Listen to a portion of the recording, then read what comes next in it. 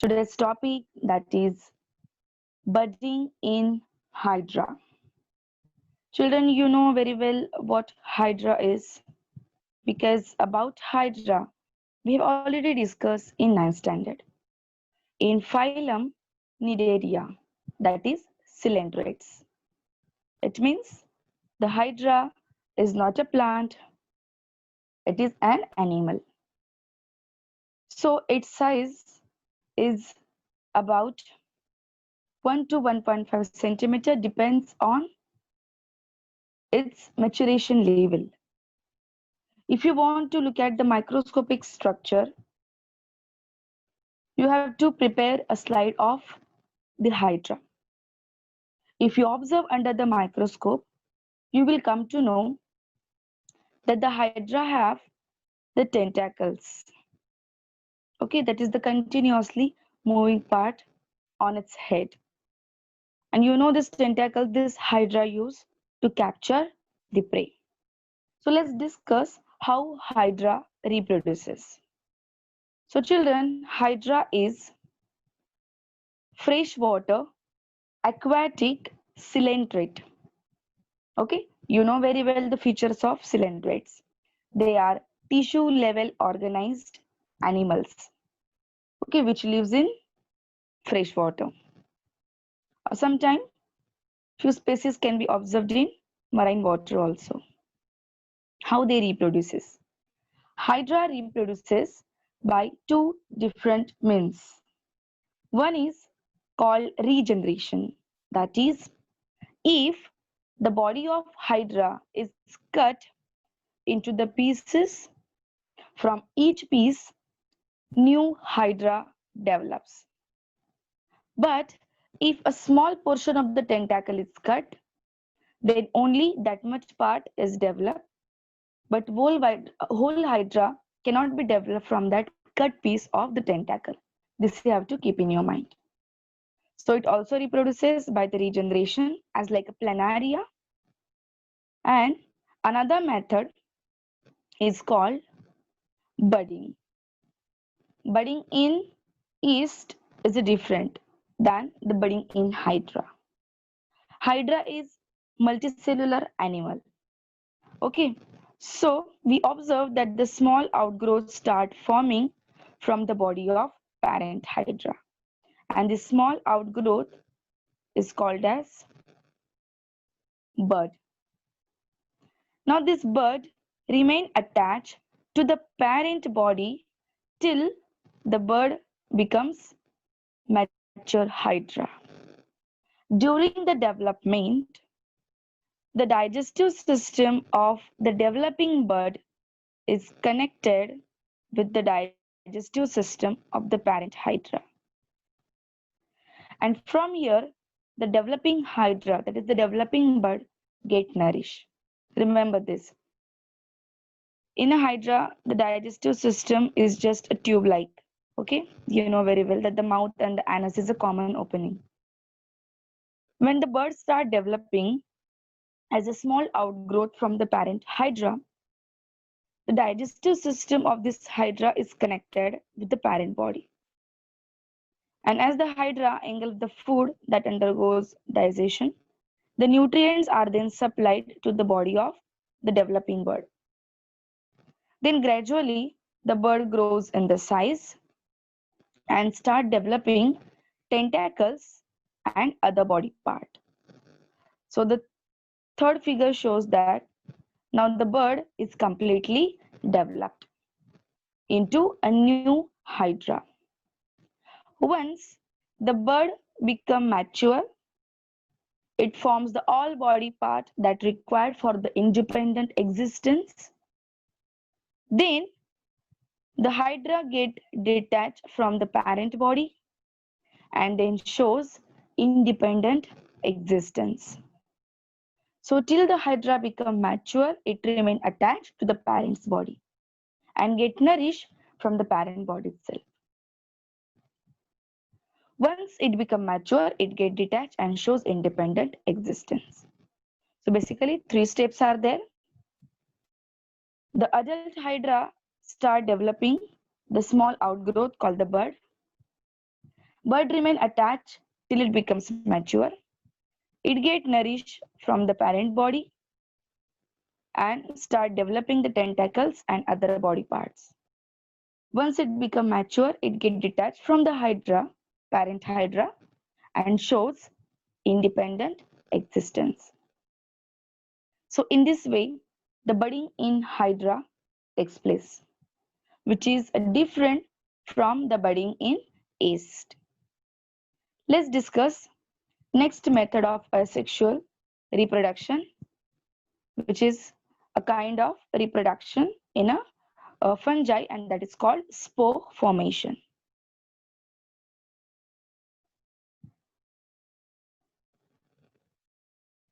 Yes, this is the structure of the multicellular fungi called rhizophus. Okay, basically, children, all the fungi they reproduces by the spore formation. Okay, so children, you know very well what fungi are. Fungi are the multicellular saprophytic organism. They are not fully plants. They are neither a plant nor the animal. Rather, they are some a different kind of a life which grows on dead and decaying matter. If you take a slice of a bread and children, if you moist that bread and if you keep that moist bread in the airtight box, after a few days, you will observe that the cottony growth over the moist bread. And what that greenish grayish cottony growth is. If you look at the microscopic structure of that cottony growth, you will come to know that some filamentous structure is there. Okay, this you can do with a piece of chapati also. Okay, if you have the bread or the chapati, if you moist it, okay, and if you keep in an air pack container, after few days you will observe that the slice of the bread or the slice of the chapati have the cottony growth. Okay, uh, of a green color or of a gray color or of sometime a white color cottony growth can be observed on the moist chapati or bread. Now why this is so? This is due to that piece of the bread and the piece of the chapati have the carbohydrate in that. And under the four conditions such as nutrients, warmth, dark, and moisture. Under these four conditions, basically the spore formation takes place. So already in the air, the lot of fungal spores are there. If you open an old book which is kept in a cupboard since many months or many years, if you try to open that book, immediately you will have the sneezing. This is again because of the fungal spores. So these fungal spores are already there in the atmosphere, children. And if you bring a moist chapati piece or moist bread slice in a contact with those spores, so those fungal spores get attached to that moist bread or moist chapati. And if you keep this bread or chapati under this four condition which I have written on the screen, under this four condition, the spore formation takes place. And if you look at the microscopic structure of that cottony growth, you will come to know there are lots of thread-like structure. So these threads are nothing P. What these threads are called? These threads are called hypi. This cottony structure is called hypi. And remember, children, hypi is a non-reproductive part of the fungi. Okay, hyphae जो होता है वो क्या है? Non reproductive part. ये जो दिख रहा है आपको, this thread, okay, this thread, this one, this is one more, these are the roots of the fungi. Okay, this part which is covered by the red color right now, this is non-reproductive part. And the part which I'm highlighting with the blue color, this one, this one, this one, these are the reproductive parts of the fungi. And this sac-like structure which is located above the hyphae is called sporangia.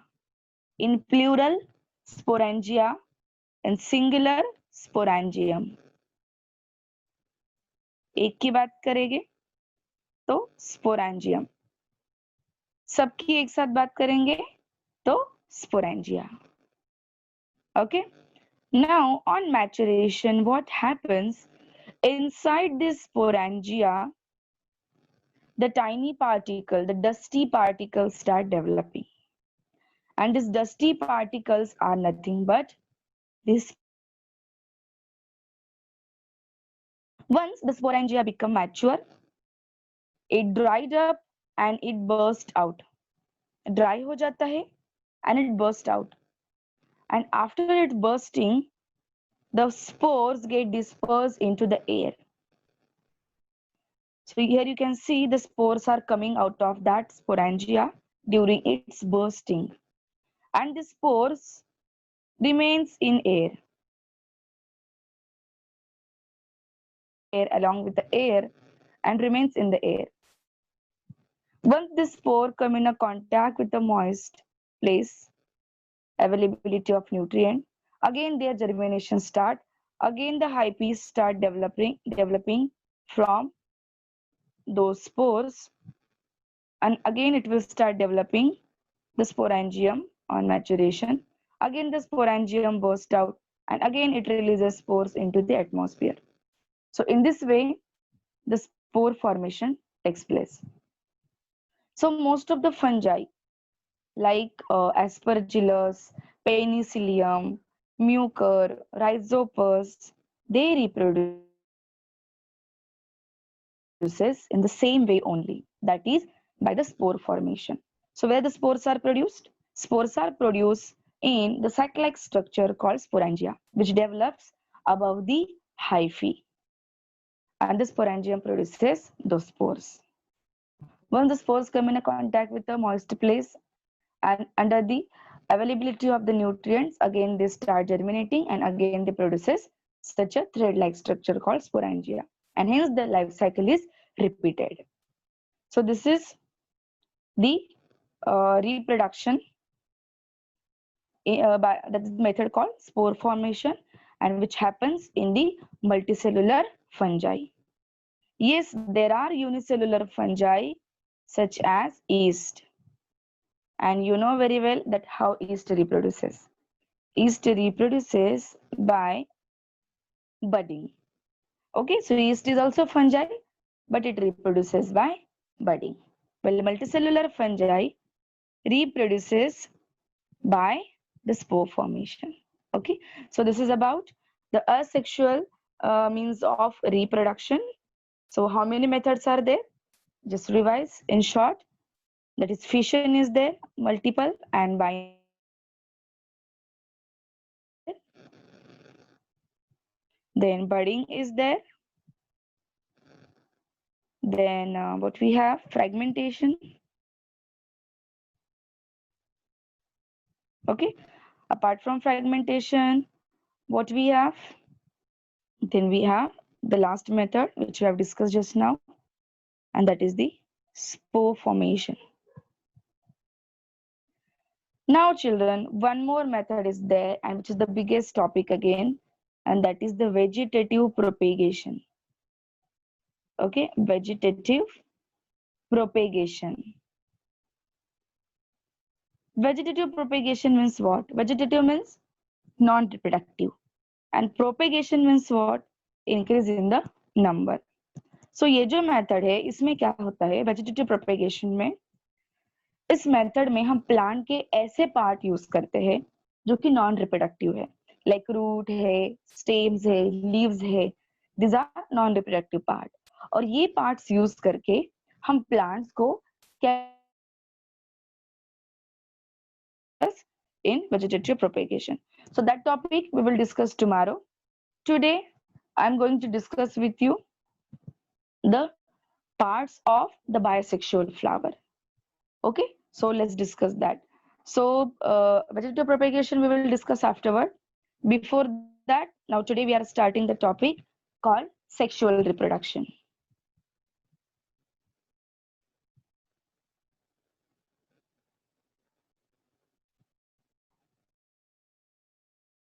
I hope children the screen is visible to everyone.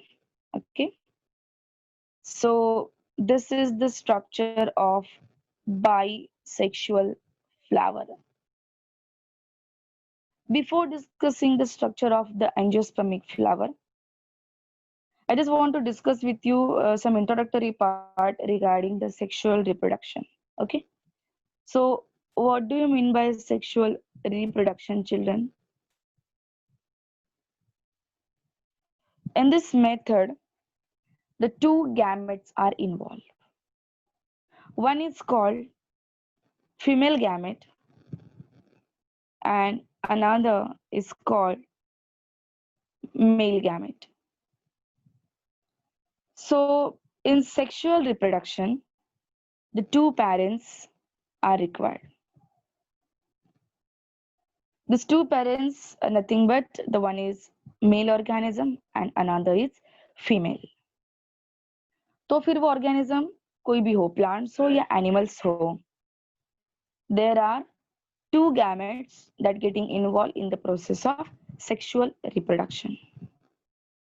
Sometime what happens, the single organism produces this both the gametes. Single organism produces both the gametes, that is female gametes as well as male gametes. In such a situation, the organism is called bisexual. The single organism is able to produce both the gametes, male gamete as well as female gametes, such as the flower which is shown in the diagram. The single flower produces both the gametes. While in animal also, children, there are some animals which are bisexual. Means the single organism, the single animal produces both the gametes. For example, an earthworm. If you remember the 9th standard syllabus, that is the phylum Annelids, in that we discussed that the earthworms are bisexual and hence they are called as hermaphrodites because they produces both the gametes. But the single organism is unable to carry out the fusion between these two gametes, and that's why earthworms required partner. So two earthworms joins their body together in opposite manner. So both the earthworm gametes into the body of another earthworm that we discussed. Okay, and you know very well that concept. In this lecture, we are going to discuss about that what are the female gametes and what are the male gametes that higher plants and animal produces. So during the sexual reproduction, the fusion between the male and female gamete takes place to produce binucleated cell. Bi means two nucleated cell.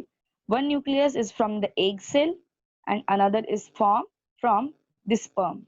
So the zygote have two nuclei. Remember this. Zygote have two nuclei. One is from egg cell, that is from the female gamete, and another is from the sperm, that is male gamete. So half of the chromosomes are coming from the female gamete and half of the male gamete. So together that forms the 23 pairs of the chromosome. And hence the chromosome number remains constant from generation to generation. So this is the significance of having half number of chromosomes in gametes. Okay, so this also you have to remember that the gamete cell have, either it is female gamete or male gamete. The gamete cell have only half number of chromosome, because in future this half number of chromosome is getting fused to form the normal set of chromosome, that is 23 pairs of chromosome. Okay, so remember this, that during the sexual reproduction, the two organisms are getting involved, male and female, and the fusion between the male and the zygote then further develops into new individual. Now let's start with the sexual reproduction in the angiosperm. Angiosperms. What angiosperms means? Flowering plant. You know very well. Gymnosperms and angiosperms. Okay. So angiosperms are flowering plant. Those plant who produces flower. फिर whether it is a unisexual flower or it is bisexual flower. Angiosperms में दो type के flower होते हैं, unisexual and bisexual. Flower कैसा भी हो, the fertilization happens in both the type of flower is same. फिर पहले हम ये डिस्कस कर लेंगे कि कौन से एग्जांपल्स है जो यूनिसेक्सुअल के हैं, कौन से एग्जांपल है फ्लावर के जो बायसेक्सुअल के. So unisexual means what, uni means what, single. Okay, ऐसा फ्लावर जिसमें या तो मेल रिप्रोडक्टिव पार्ट होगा या तो उसमें फीमेल रिप्रोडक्टिव पार्ट होगा, दोनों नहीं होंगे. ऐसे फ्लावर को हम क्या बोलते हैं, unisexual. Such as papaya. Papaya के दोनों फ्लावर अलग होते हैं, मेल फ्लावर अलग, फीमेल फ्लावर अलग. या तो वाटरमेलन के भी फ्लावर अलग अलग होते हैं. ठीक है, पपया हो गया, वाटरमेलन हो गया. देन मेज का जो फ्लावर है that is also unisexual. Then you have cucumber का जो फ्लावर है दैट इज ऑल्सो यूनिसेक्सुअल. और ये क्वेश्चन आता है, name any two unisexual flower, name any two bisexual flower, ये क्वेश्चन आता है. So you have to note down these names in your notebook. Now what are the examples? Yeah, coconut also unisexual. Okay, now examples of bisexual flower, ये तो बहुत सारे हैं, जैसे कि हिबिस्कस है, जो फ्लावर अभी आपके स्क्रीन पर है, हिबिस्कस जिसको हम चाइना रोज भी बोलते हैं. ठीक है, हिबिस्कस है, देन रोज है, लिली फ्लावर है, मस्टर्ड फ्लावर है, मतलब जिसको हम राई बोलते हैं, तड़के के लिए यूज करते हैं सब्जियों में. ठीक है, मोस्ट ऑफ द फ्लावर जो है that is bisexual. So this four, या lotus also. So this four you can remember.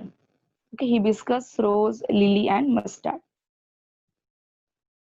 Two examples are given in your NCERT book. If you will read that topic point to point, you will come to know. So whatever the structure is there on the screen is the structure of bisexual flower, children. It means it have both the reproductive part. Now everyone have to focus on the screen.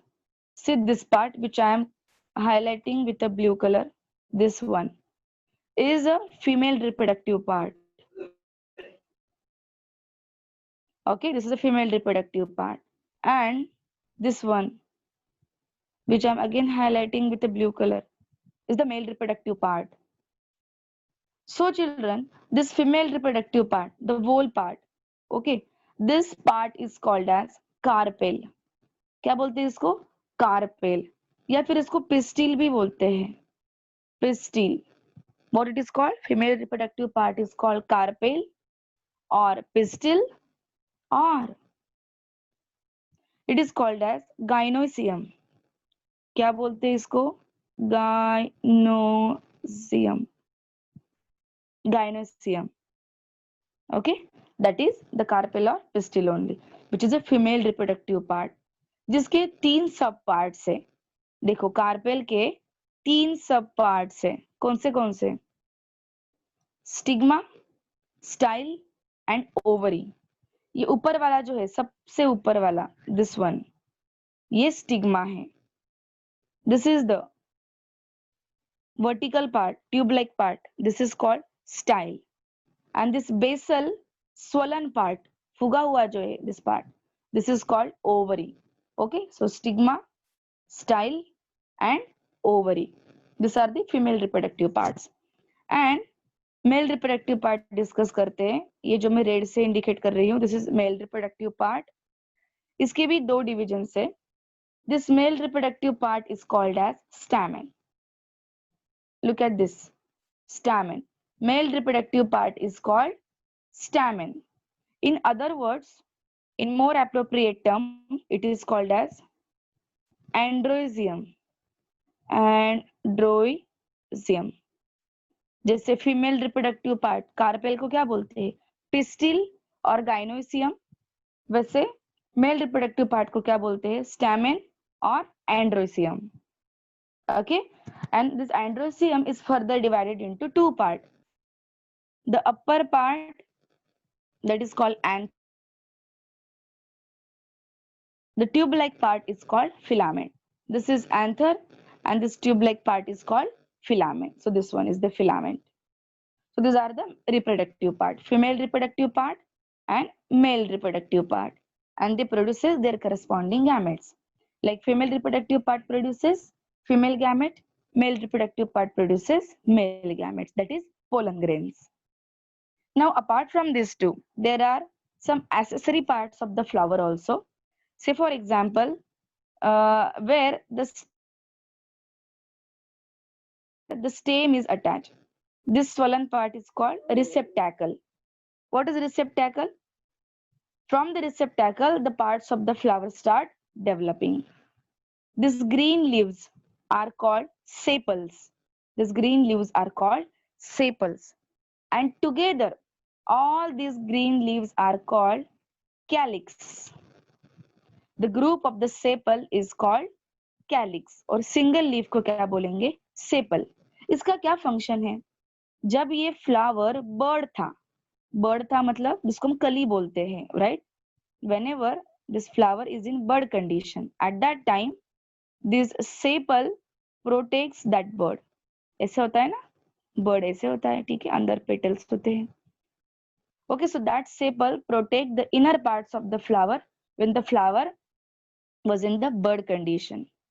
And also as they are green in color, so they carry out photosynthesis and provide nourishment to the other parts of the flower. So this is about the sepals. अब यहाँ पे कुछ color petals हैं. Look at this, color petals. What is the function of this color petals? These color petals are attractive, and hence they attract insects for pollination. They attract insects for pollination. Going to discuss about what is the pollination, what is its important, and how it is necessary in the process of reproduction in flowering plants. So till now we discuss about the parts of the flower. Okay, few parts are non-reproductive part. It means these petals and these sepals, they are non-reproductive, but indirectly they play an important role in the process of reproduction, and how that we are going to discuss in coming lecture.